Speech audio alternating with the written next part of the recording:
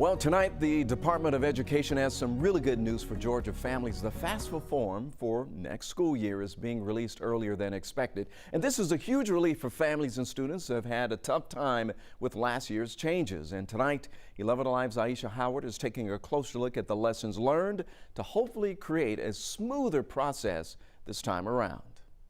What was supposed to be the beginning of a bright future for Kesha Johnson's son Keandre at Kennesaw State was dimmed by the great FAFSA meltdown for the 2024-2025 school year.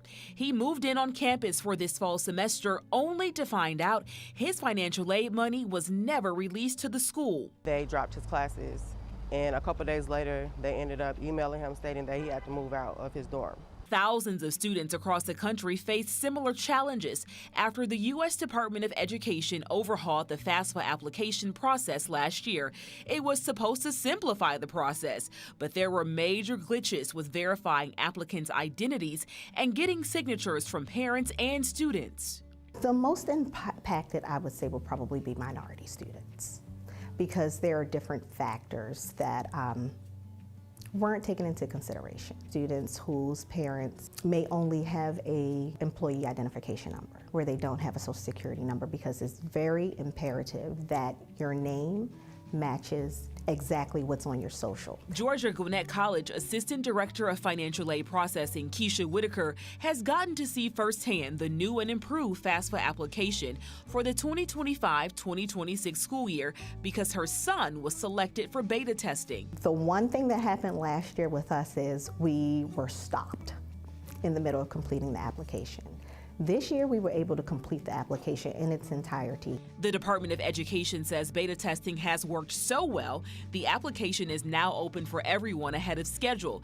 Kesha has some inside tips to ensure success. Make sure that you create an FSA user ID at least 3 days before completing the FAFSA application in itself.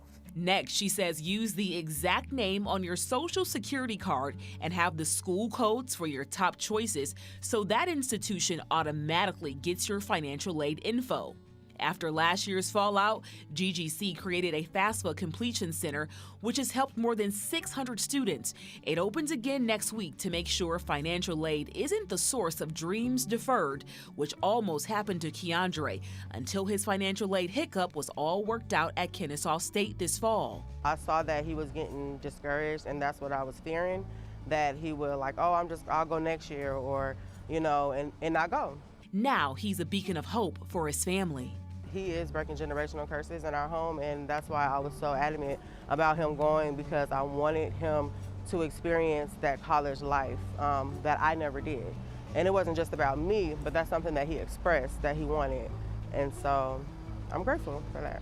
Aisha Howard, 11 Alive News. All right, so now the U.S. Department of Education is beefing up its call center with staffing and also extending those hours as well. So if you run into any roadblocks, you can call the FAFSA Support Center through 10 p.m. on weekdays.